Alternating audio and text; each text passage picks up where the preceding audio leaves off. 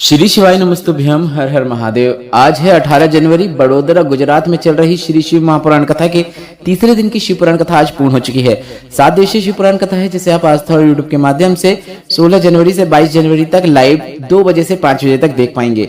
आज मतलब 18 जनवरी की शिव पुराण कथा में गुरुजी पंडित प्रदीप मिश्रा जी ने विशेष दीपक वाला सबसे असरदार उपाय बताया है। साथ ही इस वीडियो में आपको कल 19 जनवरी से शुरू हो रही गुप्त नवरात्र के 5 सबसे अचूक महा उपायों की जानकारी मिलने वाली है। साथ ही आज अमावस्या की रात्रि को, जो कि नवरात्र के पहले जो अमावस्या आती है, उस रात्रि को कौन सा अचूक उपाय कर देने से माता जगदम्बा भवानी की कृपा आपको प्राप्त होती है, पितरों का आशीर्वाद आपको प्राप्त होता है, वह उपाय भी हम आपको इस वीडियो में करके बताने वाले हैं। इसलिए वीडियो आप अंत तक जरूर देखें। अगली 5 सभी शिव पुराण कथाओं की जानकारी भी आपको इस वीडियो में मिलेगी। आपको बता दें, आज 18 जनवरी तीसरे दिन की श्री शिव महापुराण कथा में गुरुजी पंडित प्रदीप मिश्रा जी ने कुल 21 उपाय पत्र और उपयोगी जानकारियां दी हैं। सभी जानकारी आपको इस वीडियो के माध्यम से मिलने वाली है। अगर किन्हीं कारणवश आपने आज की कथा का श्रवण नहीं कर पाए हैं तो संपूर्ण कथा का रसतत्व आपको इस छोटे से वीडियो से प्राप्त होने वाला है। बढ़ते हैं आज की कथा की पहली विशेष जानकारी की ओर। कथा शुरू होते ही गुरुजी ने कहा, शिव को पाने के लिए मंत्र माला से ज्यादा जरूरी है आपके मन का विश्वास। अगर विश्वास ही नहीं है तो कृपा प्राप्त हो ही नहीं सकती। बढ़ते हैं आज की कथा की दूसरी विशेष जानकारी की ओर। गुरुजी ने कहा, शिव महापुराण की कथा कहती है, जो दुनिया में से हर जगह से हार चुका हुआ है, टूट चुका हुआ है, दुनिया में उसे कोई नहीं अपना रहा है, तो एक बात ध्यान रखिएगा, आपको अगर दुनिया में कोई नहीं अपनाएगा तो केवल एक है जो आपको अपनाएगा, वह है देवादिदेव महादेव। बढ़ते हैं आज की कथा की तीसरी विशेष जानकारी की ओर। गुरुजी ने कहा, पहले भी कहा है, आज भी कहेंगे, पानी जो धूप में बिना पंडाल में बैठे हुए हैं उन्हें देना चाहिए। पर पानी पिलाने वाले पता नहीं कौन सा फैशन अपनाते हैं, पानी उन्हें देते हैं जो पंडाल में बैठे हुए हैं, बल्कि उन्हें दें जो पंडाल के बाहर तपती धूप में बैठे हुए हैं।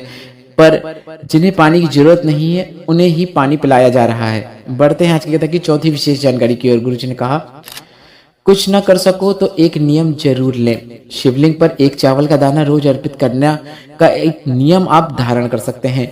शिवलिंग ना मिले तो आप गमले की मिट्टी को थोड़ा सा ऊपर करके शिवलिंग की आकृति में गोल लिंगनुमा आकृति भी बनाकर उसमें चावल का दाना अर्पित करते हैं तो वह भी शिवलिंग को अर्पित करना माना जाता है। या फिर आप अपने घर के ही शिवलिंग पर रोज एक चावल का दाना अर्पित करने का नियम बना सकते हैं, नियम धारण कर सकते हैं। बढ़ते हैं आज की कथा की 5वीं विशेष जानकारी की ओर। अर्चना जी पत्र लेकर आई जिसमें लिखा, मेरा बेटा 6 साल का हो गया पर बोल नहीं पाता था। किसी के कहने पर आपकी कथा सुनना शुरू किया और रुद्राक्ष लेकर आ गई और रुद्राक्ष जल अपने बेटे के हाथों से शिवलिंग पर चढ़ाना शुरू किया। सीहोर की कथा मैंने पंडाल में बैठकर सुनी, मिट्टी को बेटे के गले में लगा देती।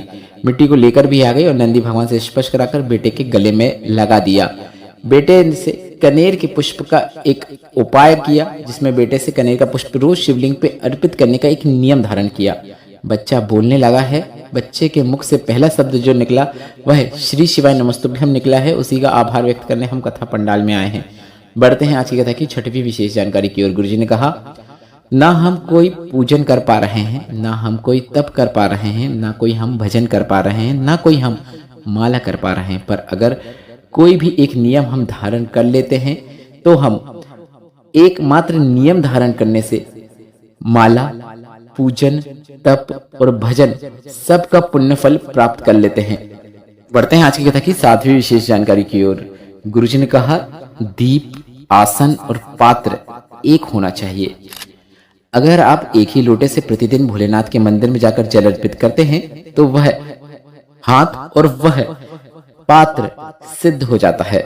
इसके साथ ही गुरुजी ने कहा, अगर हम एक ही स्थान पर बैठकर या फिर एक ही आसन पर बैठकर पूजन करते हैं, बार बार भजन करते हैं, पाठ करते हैं, तो वह आसन भी सिद्ध हो जाता है। इसके साथ ही अगर एक ही दीपक में हम बार बार दीप प्रज्वलित करते हैं तो वह दीपक भी सिद्ध हो जाता है। बढ़ते हैं आज की कथा की 8वीं विशेष जानकारी की ओर। विशेष उपाय की जानकारी देते हुए गुरुजी ने कहा, पहले भी कहा है, अगर घर का कोई सदस्य जिसका बुखार उतर नहीं रहा है, दवाइयां भी कार्य नहीं कर रही हैं, तो एक पात्र में आपको पानी ले लेना है और उस पानी से भरे हुए पात्र में आपको वह दीपक जो आपके घर का सबसे पुराना दीपक है, जिसमें आप रोजाना दीपक प्रज्वलित करते हैं, उस दीपक को उसमें डुबो देना है और डुबो के निकालकर वापस अपने पास रख लेना है। इसके बाद पानी में जो पात्र है उसे कपड़े से गीला करना है। मतलब एक कपड़ा ले, उसके अंदर पानी के पात्र के अंदर डाले, कपड़ा गीला हो जाएगा इसके बाद उस व्यक्ति को जिसका बुखार उतर नहीं रहा है, उस बच्चे को या फिर घर का जो सदस्य जिसका बुखार नहीं उतर रहा है, उसे दिन में 3 से 4 बार उस कपड़े से, गीले कपड़े से उसका पोंछ देना है शरीर। लाभ जरूर देखने को मिलेगा। आप डॉक्टर के इलाज के साथ साथ यह सरल और आसान उपाय भी करके जरूर देखिएगा। बढ़ते हैं कथा की 9वीं विशेष जानकारी की ओर। आप एक रुद्राक्ष धारण का भी नियम धारण कर सकते हैं, अर्थात एक रुद्राक्ष अगर आपने पहना है तो यह भी एक नियम है, क्योंकि जब आप नहाएंगे तो रुद्राक्ष से जल होता हुआ आपके शरीर में जाएगा तो वह भी आपको रोग मुक्ति प्रदान करेगा, निरोगी काया प्रदान करता है। बढ़ते हैं आज की कथा की 10वीं विशेष जानकारी की ओर। गुरु जी ने कहा, परिधि चौधरी जी पत्र लेकर आए, जिसमें उन्होंने लिखा, मेरे विवाह के 4 वर्ष निकल गए थे पर संतान सुख नहीं था। मैं खुद डॉक्टर हूँ, मुझे पता है गर्भाशय में मुझे शिष्ट था, इसलिए संतान सुख नहीं हो पा रहा है। इसलिए मैंने इलाज जारी रखा और इलाज के साथ साथ भोलेनाथ के मंदिर भी जाना शुरू किया। 1 लोटा जल चढ़ाना शुरू किया, सफेद आंकड़े की जड़ का प्रयोग किया, तुम्रुकेश्वर महादेव का नाम लेकर उपाय किया। मुझे संतान सुख हुआ है, उसी का आभार व्यक्त करने हम कथा पंडाल में आए हैं। बढ़ते हैं आज की कथा की 11वीं विशेष जानकारी की ओर। ज्योति जी पत्र लेकर आए, जिसमें उन्होंने लिखा, 11 साल से संतान सुख नहीं था पर भोलेनाथ की कृपा से संतान सुख हुआ है, उसी का आभार व्यक्त करना चाहते हैं। बढ़ते हैं आज की कथा की 12वीं विशेष जानकारी की ओर। रीता बेन जी पत्र लेकर आए, जिसमें उन्होंने लिखा, शादी के समय पता नहीं था कि पति बोल नहीं सकते हैं ना ही सुन सकते हैं। मेरे पति जन्म से ही ना बोल पाते थे न सुन पाते थे। हमारे ससुर जी ने कहा कि इसका बचपन से इलाज करा रहे हैं पर यह ठीक ही नहीं हो रहा है, क्योंकि मैंने मेरे ससुर जी से कहा था कि आपने इन्हें कभी डॉक्टर को नहीं दिखाया है, हॉस्पिटल में नहीं दिखाया है, तो उन्होंने बताया कि इसे बॉम्बे तक दिखा दिया है पर कोई भी लाभ नहीं हुआ है। ससुर जी भी इलाज कराते कराते चले गए। पति ना बोल पाते थे ना सुन पाते थे, ऐसे में वे व्यापार भी नहीं कर पाते थे, व्यापार भी नीचे आने लगा। पड़ोस वालों ने कहा कि शिव पुराण कथा सुनना शुरू कर। हमने शिव पुराण कथा सुनना शुरू किया, मंदिर जाना शुरू किया। कुबरेश्वर धाम जाकर कथा सुनने गई, वहां पर मेरी चप्पल गुम गई। मैंने सोचा कि भगवान की यही मर्जी है।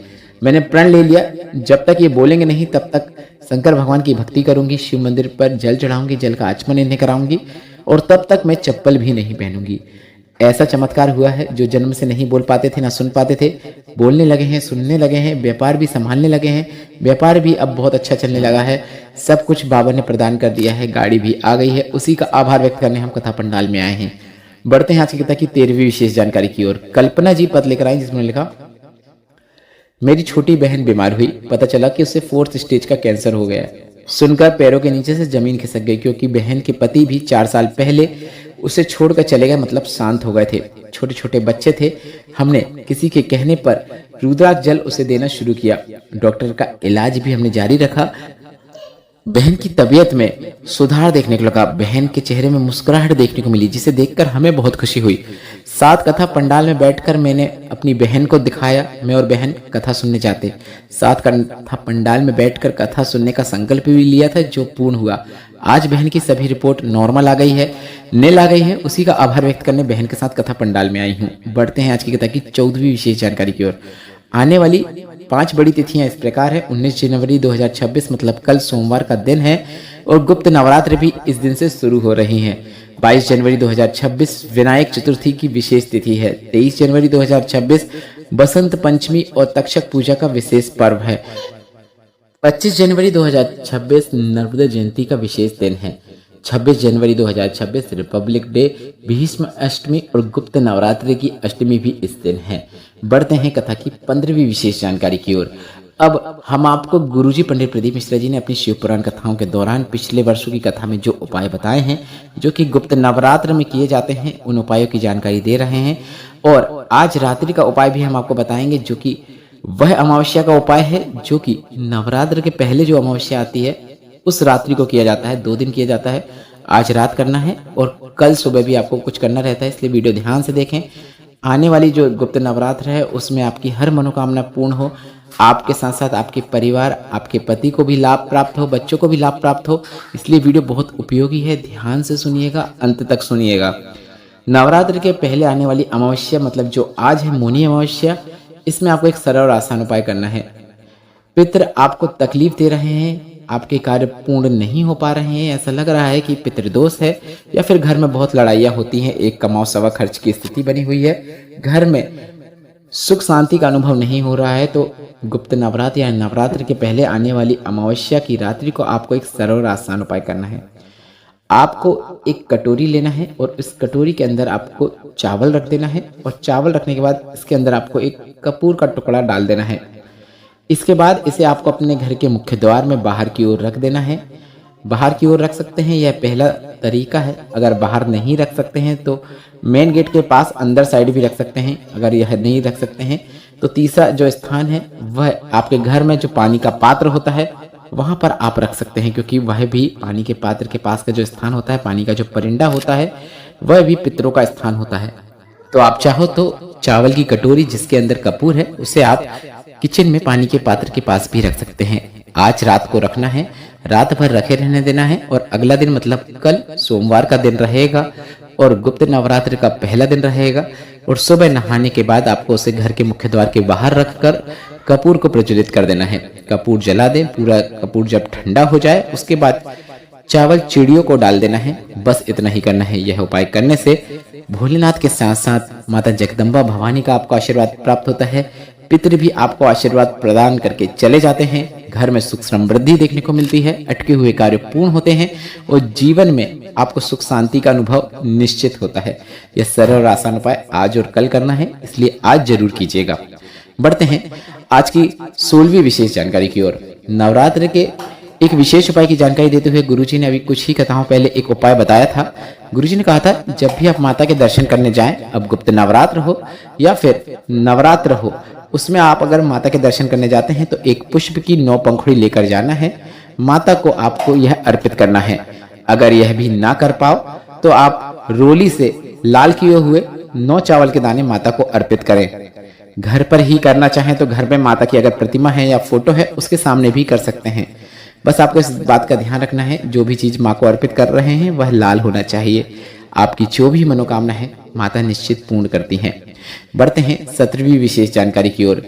हाल ही में पूर्ण हुई शिवपुराण कथाओं में गुरुजी ने एक विशेष उपाय की जानकारी देते हुए सभी से एक विशेष उपाय करने को कहा था। अगर आपको किसी कार्य में सफलता प्राप्त नहीं हो रही है, सफलता प्राप्त चाहते हैं या फिर लक्ष्य प्राप्ति चाहते हैं, तो आपको नवरात्र की जो पंचमी होती है उसमें एक सरल और आसान उपाय करना है। मतलब आप इस गुप्त नवरात्र की आने वाली पंचमी तिथि में यह उपाय कर सकते हैं। उपाय माता अशोक सुंदरी के स्थान पे करना है। एक लाल पुष्प माता अशोक सुंदरी के स्थान पे आपको अर्पित करना है। माता पार्वती के हस्तकमल पर आपको 7 लाल चंदन की बिंदी लगा देना है। काफी सरल और आसान उपाय है, ध्यान से सुन लीजिए। एक लाल पुष्प सिर्फ माता अशोक सुंदरी का स्थान जो शिवलिंग पे होता है वहां पे अर्पित करना है। लाल चंदन की 7 बिंदी माता पार्वती के हस्तकमल में कहीं पे भी 7 लगा देना है। जो गोल कटी भाग होता है उसमें 7 चंदन की बिंदी लाइन से भी लगा सकते हैं।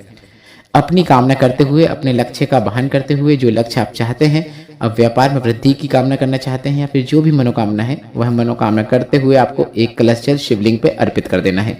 बस इतना ही करना है। इसके बाद आपको अपने लाल पुष्प को प्राप्त कर लेना है और अपने घर पर लाकर उसे रख देना है। भगवान की पुस्तिका में रख सकते हैं या फिर किसी भी ऐसी पुस्तिका में रख सकते हैं जो भगवान की गाथा या पुराण हो। बढ़ते हैं 18वीं विशेष जानकारी की ओर। पति पत्नी के क्लेश को दूर करने के लिए गुरुजी ने काफी अच्छा उपाय पिछले वर्षों की शिवपुराण कथा में बताया था। अगर पति पत्नी में झगड़े होते हैं, पति किसी अन्य स्त्री में रुचि दिखा रहा है या फिर बात तलाक तक पहुंच रही है, तो आपको माता जगदम्बा भवानी के मंदिर में ध्वजा लगवाना है और मंदिर में जाकर आप पंडित जी से ध्वजा या तो उन्हें दे सकते हैं या फिर आप स्वयं भी लगवा सकते हैं। आपको इस ध्वजा में मक्खन जरूर लगाना है, इस बात का आपको ध्यान रखना है। माता जगदम्बा भवानी के मंदिर में आपको थोड़ा सा ही सही पर अपने सामर्थ्य के अनुसार मक्खन भी जरूर चढ़ाना है। प्रसाद रूप में मक्खन अर्पित कर दीजिए। बस इतना ही कर देने से पति पत्नी के क्लेश दूर होंगे, संबंध में मधुरता देखने को मिलेगी। यह उपाय आप इस गुप्त नवरात्र में कभी भी किसी भी दिन कर सकते हैं। बढ़ते हैं 19वीं विशेष जानकारी की ओर।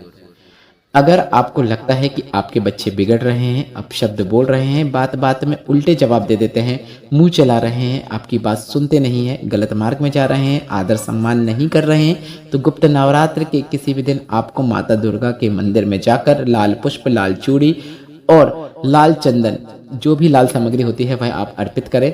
माता से हाथ जोड़कर निवेदन करें कि यह अब आपका ही बेटा है या बेटी है। सतमार्ग में दिखाने का कार्य भी आपको ही करना है। बस इतना ही कर आपको अपने घर आ जाना है। यह उपाय आप इस गुप्त नवरात्र के कभी भी किसी भी दिन जरूर करें। बढ़ते हैं 20वीं और अंतिम जानकारी की ओर। आगामी शिवपुराण कथाओं की जानकारी देते हुए गुरुजी ने बताया कि इस शिवपुराण कथा के बाद अगली शिवपुराण कथा 27 जनवरी से 31 जनवरी 2026 तक सतुआ बाबा सेवा शिविर पर माघ मेले के अवसर पर होगी। इसके बाद 5 फरवरी से 9 फरवरी 2026 तक नांदेड़ में जो शिवपुराण कथा होने वाली थी वह रद्द हो गई है।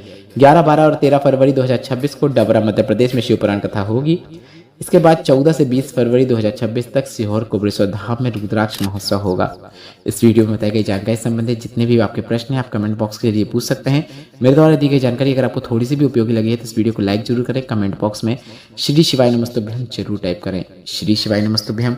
हर हर महादेव।